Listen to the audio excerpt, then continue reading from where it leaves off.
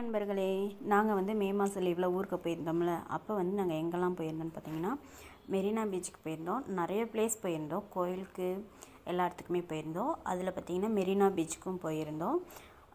எங்கள் தங்கச்சி வீடு வந்து சென்னையில் இருக்கிறனால அங்கேருந்து மெரினா பீச்சுக்கு போகலான்னு சொல்லி ஃபஸ்ட் டைம் என் தங்கச்சி வீட்டுக்கும் போயிட்டு அப்படியே மெரினா பீச்சுக்கும் கிளம்பியாச்சு. என் தங்கச்சி வீடு வந்து திருவள்ளூரில் இருக்குது. திருவள்ளூர்லேருந்து நாங்கள் ட்ரெயின் ஏறி தான் போயிருந்தோம். நாங்கள் ட்ரெயினுக்கு வந்து எவ்வளோ கொடுத்தோன்னு பார்த்தீங்கன்னா கம்மி தான், 20 ரூபாயோ 21 ரூபாயோ தான் கொடுத்தோம். ஒரு 5 பேர் போயிருந்தோம். டிக்கெட் எடுத்தாச்சு. இந்த டிக்கெட் எடுத்த டிக்கெட்டே வச்சு ரிட்டன் வந்துடலாம். போகிறதுக்கு ரிட்டன் வர்றதுக்கு ரெண்டுக்குமே சேர்த்து 21 ரூபா தான் வந்து ட்ரெயினுக்கு வந்து நாங்கள் டிக்கெட் கொடுத்து போயிட்டு வந்தோம். நாங்கள் போகும்போது பார்த்திங்கன்னா ஃபுல் வெயில்.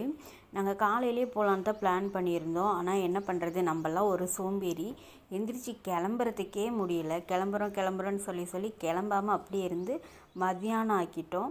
மத்தியான டைம் போகும்போது பார்த்திங்களா பயங்கரமாக வெயில் வந்து அடிக்க ஆரம்பிச்சிருச்சு. அதுவும் இல்லாமல் அந்த மணல்லாம் செப்பல் கழட்டிட்டு நடக்கவும் முடியாது. செப்பலோடையே நடக்கும்போது பார்த்திங்கன்னா எப்படி சொல்கிறது, காலெல்லாம் அப்படியே எங்கேயோ அனலில் இருந்த மாதிரி அந்த அளவுக்கு காலெல்லாம் வந்து சூடாயிருச்சு.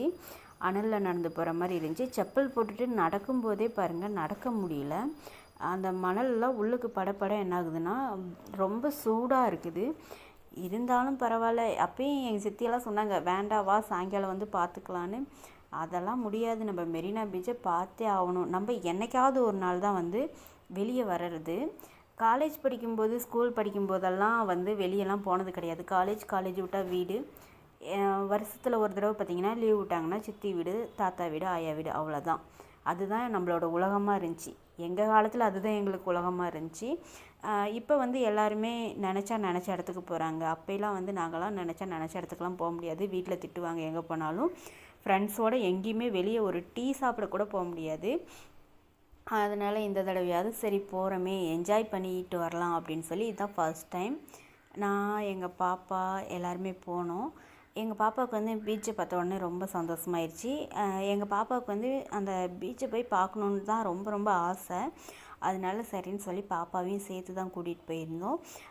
வெயிலாக இருக்குது பாப்பா, வா சாயங்காலம் வரலான்னு கூப்பிட்டா இல்லை நான் பீச்சில் விளையாடிட்டு தான் வருவேன்னு சொல்லி ஒரே அடம் பிடிச்சாங்க. அங்கே போய் மெரினா பீச் போக பார்த்திங்கன்னா அந்த மீன், அதுக்கப்புறம் சின்ன பொருட்கள்லாம் விற்றுட்டு இருந்தாங்க. பார்க்குறதுக்கு அழகாக இருந்துச்சு. அப்புறம் எங்கள் மாமா பையனுக்கு வந்து என் தம்பிக்கு ஒரு ஸ்கூல் பேக் ஒன்று வாங்கினோம். அப்புறம் வீட்டில் மாட்டுற ஃப்ளவர்ஸோ நிறைய இருந்துச்சு. பார்க்குறதுக்கே ரொம்ப அழகாக இருந்துச்சு. செப்பல், பேகு, ஹேண்ட்பேகு எல்லாமே 100 ருபீஸ்லேருந்து ஸ்டார்ட் ஆணுச்சு. பீச்சு பக்கம் பார்த்திங்கன்னா சீப் அண்ட் பெஸ்ட் ரேட்டில் வந்து கிடைக்கிது. நம்ம வாங்கிறது வந்து கொஞ்சம் கம்மி பண்ணிக்கோங்கன்னு சொன்னால் கண்டிப்பாக கம்மி பண்ணுறாங்க. இங்கே அங்கேருந்து நாங்கள் வெளியேருந்து நடந்து வந்ததுக்கப்புறம் இங்கே உள்ளுக்கு வரும்போது இந்த கடல்கிட்ட வரும்போது பார்த்திங்கன்னா தண்ணி இருக்கிறதுக்கு அதுக்கும் நடக்கும்போது கூலிங்காக இருந்துச்சு. அந்த இடத்துல வெயில் எதுவுமே தெரியலை. அதுக்கப்புறம் நாங்கள் போய் பீச்சில் போய் விளையாடும்போது ரொம்ப சந்தோஷமாக இருந்துச்சு. தண்ணி வந்து சூடால நல்லா ஜில்லுன்னே இருந்துச்சு. நல்லா அழகாக விளையாடிட்டு ஏதாவது ஐஸ்கிரீம் ஏதாவது சாப்பிட்லாம் அப்படின்னு சொல்லி கூப்பிட்டா கூட எங்கள் பாப்பா வந்து ஐஸ்கிரீம் சாப்பிட வரமாட்டேன், பீச்சில் தான் விளையாடுவேன், சாயங்காலம் வரைக்கும் இங்கே தான் இருப்பேன்னு ஒரே பிடிவாதம். நாங்கள் இருந்துக்கிட்டு சாயங்காலம் வரைக்கும்லாம் இருக்க முடியாது, ஒரு 1/2 hour விளையாடு, நம்ம ஊருக்கு கிளம்பணும் அப்படின்னு சொல்லி 1/2 hour வரைக்கும் விளையாட வச்சு கூட்டிகிட்டு வந்துட்டோம். தண்ணி வந்து நாங்கள் உள்ளுக்கெலாம் ரொம்ப ஆழத்துக்கெலாம் போல், கொஞ்சம் முன்னாடியே தான் விளையாடிட்டு வந்தோம். தண்ணி பார்த்தாவே பயமாக இருக்குது. நம்மளுக்கு நீச்சலும் தெரியாது.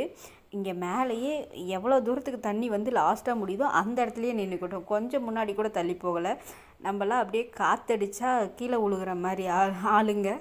அந்தளவுக்கு சத்து இல்லாமல் கிடப்போம். அதனால முன்னாடிலாம் போய் விளையாட வேண்டாம்னு சொல்லி கொஞ்சம் இந்த பக்கம் நின்னோம். ஆனால் எங்கள் பாப்பா தைரியமாக வா போகலான்னா, இருந்தாலும் நானும் என் தங்கச்சி எங்கள் பாப்பா கையை பிடிச்சிட்டு இங்கேயே விளையாடலாம் அப்படின்னு சொல்லி விளையாடிட்டு இருந்தோம். ஃப்ரெண்ட்ஸ், நீங்கள் இந்த மாதிரி என்ஜாய் பண்ணியிருக்கீங்களான்னு சொல்லுங்கள்.